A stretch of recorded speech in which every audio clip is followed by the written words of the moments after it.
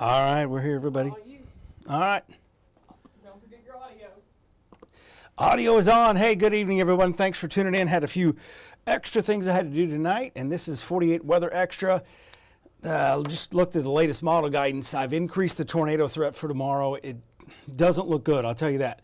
Supercell threat is showing up on most of the models now, and it is concerning. I'm very concerned about this. We've got a summertime air mass, so instability is not a problem.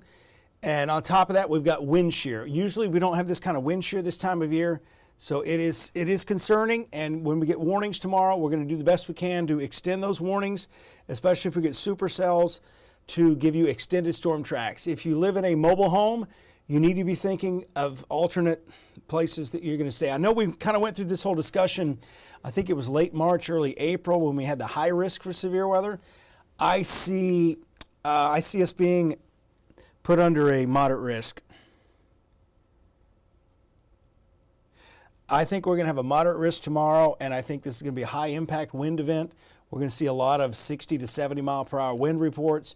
We're going to have power outages that last through the overnight hours. So again, take this very, very seriously as we go through this. Usually we're out of tornado season by now and it all moves to the north, but I'm going to go through the latest data here. Let's start now. What we've got right now is a very muggy air, and again, the challenge is you've got a summertime air mass, and on top of that you have a spring cold front. So you have two different seasons clashing, and it doesn't look good, I will tell you that. We're expecting power outages, down trees, so secure your patio furniture. You got until probably 3 or 4 o'clock tomorrow to get these things tidied up. If you've got a flashlight, make sure you've got batteries, backup batteries for that. Weather radio is going to work fine here in North Alabama. All the counties that get the weather alerts from the Huntsville National Weather Service, all those transmitters, even if it's not the Huntsville transmitter, it's what initiates from the National Weather Service office in Huntsville, and that is what we're going to be looking at. One thing I want to do here real quick here, I want to share this on my other page because I want to make sure everyone gets this information. So bear with me real quick. I've got to get on my phone. And you guys happy you're on your phone right now anyway, right? So let me switch over to Northeast Alabama weather. And then I'm going to share this.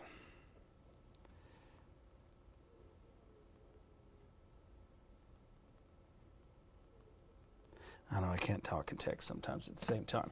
So again, we're going to get more people in here on that. Again, try to get more people. Again, that's why I have like 3 different Facebook pages, is I'm trying to get around the algorithm that Facebook has.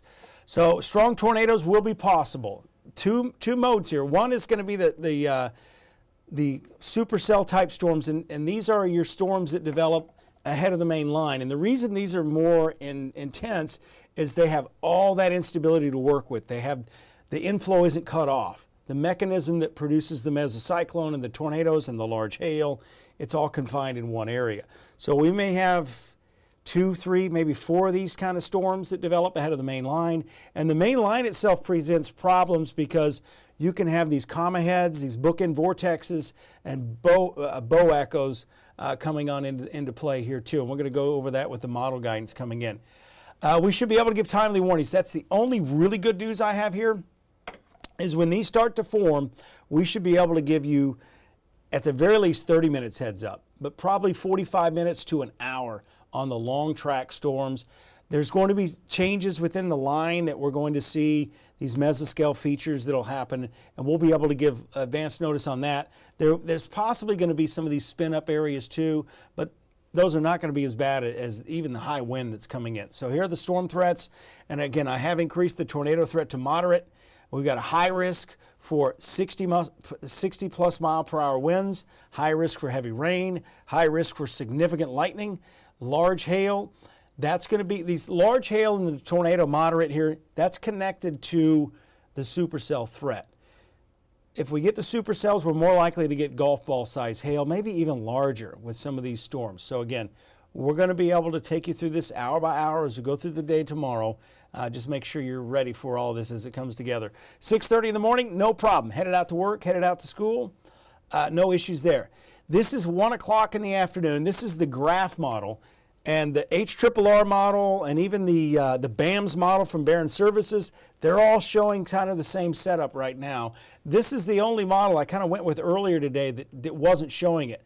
Notice what's happening here at like 3:45.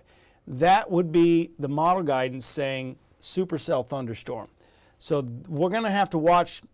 It doesn't necessarily mean it's exactly going to be here, but this is kind of a classic track here as you go from Coleman County through Arab, maybe even Boaz and Douglas and Gunnersville, Albertville. So we'll have to watch that very closely. Anytime you get a big cell like that that forms out ahead of the main line, that's a problem. And you see how this tracks all the way to Georgia. Again, not saying this is definitely going to happen, but this is what we look for. Then the main line starts to come through, and this looks to be just maybe an hour later. We're talking, look how fast that moves though. From 7 o'clock east of the Shoals, by 9 o'clock close to the Georgia state line. So that tells me just the pure acceleration of this line moving to the east is going to cause some significant damaging winds. It's out of here by 9, 10 o'clock, and then we have quiet weather behind that. Tonight, it's real quiet out there. There's not much going on. And that's the other thing. We're not going to have we're not going to have what we call a contaminated warm sector.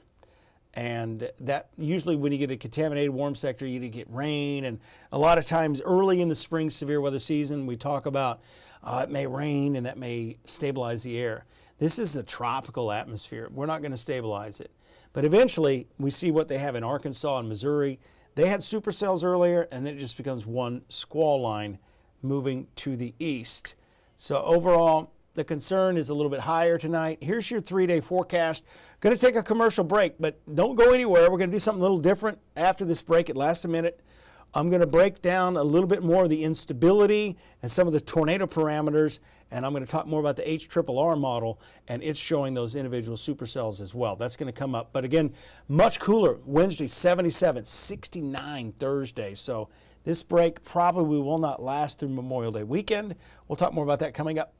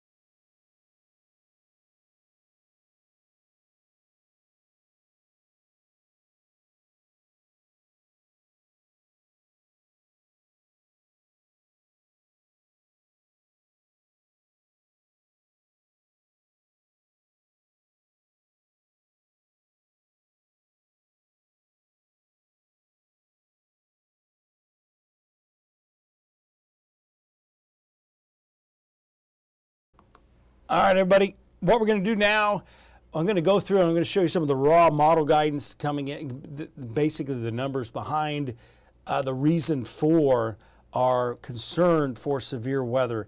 So as we take a look at this, this is going to be a little different than what you normally see. I've got the the future radar in a different color to help it contrast a little bit more. But what you're looking at here, this is the convective available potential energy. And you're also going to see the energy helicity index with this as we go through time. And this is around 1 o'clock. So this is the HRRR. The other thing you're going to see are these little white lines. Those are those helicity tracks. And those indicate the model guidance where it says we've got mesocyclone potential here. And notice this is a little different than what I just showed you. This shows it up kind of along the state line there near Anderson, northeast of Florence. And the number one thing to keep in mind here is you look at this is model guidance. It's going to show you the spacing. Basically, this is best for spatial resolution so you can see the space between the supercell type storms. So as you go forward here, that area tracks pretty much across southern Middle Tennessee, whereas the other model guidance I showed you had that supercell down in Coleman County. The truth is, we don't know exactly where this is going to set up, but we're concerned because it's showing up in the model guidance. And we're concerned for localized areas. It's not going to be widespread here, at least initially with these. But notice as we get towards 6:35 or so, we start to see more of this development moving to the east. Very high instability. And this cape is going to lead to large hail, damaging winds, and then that tornado potential. Again, this is a different model I'm showing you. I won't show this tonight at 10. I'll probably show what I just showed earlier. So as we go forward here, taking you towards 9 o'clock, we continue to see kind of spaces between the thunderstorms. Even within this line, it's possible that we're going to see isolated supercells within the line and damaging straight line winds. So that kind of fizzles itself out by 10 o'clock. So the trend here is going to be developing around 4, ending around 10. Now what you're going to see here, this is the energy helicity index. This is the amount of wind shear in the air basically combined with the instability. And when we look at instability, it's all about buoyancy. How buoyant is the air? Like when you get in the pool, and it's almost pool season, and you put a lot of oxygen in your lungs, you're going to float, right? That's the air tomorrow. It's floating.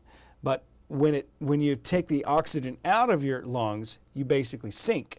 That's sinking air, that's stable air. Tomorrow, it's all floating. So you've got all this air, all these air molecules that are floating, and they're also spinning at the same time. And anytime you get above 1, you have a higher risk of severe weather and tornadoes. These values are running anywhere from 4 to about 6. I will tell you back, because I know this question is going to get raised, April 27th, there was about 10. So this is a 1 to 10 scale here, basically. So the higher the number, the worse. But you see how this continues at 7 o'clock. We continue with this high energy helicity index and tornado potential all the way through. So this is going to be a situation where it's going to be potentially bad for everybody. It's not like, oh, we're going to wait on this, but Sand Mountain Magic may come into play as well.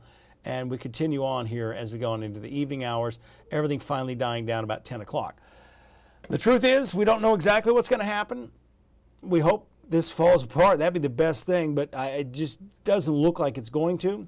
We're going to get some rough stuff no matter how you look at it, whether it's going to be tornadoes or damaging straight line winds or a lot of lightning.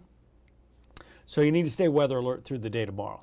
The good news is we get a break after all this, and this may be hopefully our last round of significant severe weather that we have to deal with. Hopefully this is the end of the tornado season, so to speak, because we're almost in June, and that's hurricane season. Usually they don't coexist here in North Alabama, hurricane season and tornado season. But I will tell you, we're trending a little wetter for the weekend. If you got weekend plans, I wouldn't cancel anything. I mean, we're going to see general thunderstorms probably. I don't see any outbreak of severe weather coming. This is going to be more of a northwest flow. You got temperatures cooling off. I am looking forward to Thursday. 69 degrees for the high, 52 for the low. But again, yep. Oh, Sand Mountain Magic. Somebody asked about that. Sand Mountain Magic is basically when you have this column of air that's been rotating and it hasn't produced a tornado yet, and it reaches a point where it has to rise about 1,000 feet in elevation. It basically forces that column of air that's been rotating to change. It gets fatter, it slows down a bit, and that transition can cause tornadoes to spin up. And I think that's what we've seen in the past over there. But I appreciate you guys tuning in. We got our newscast coming up. I'll share more data there.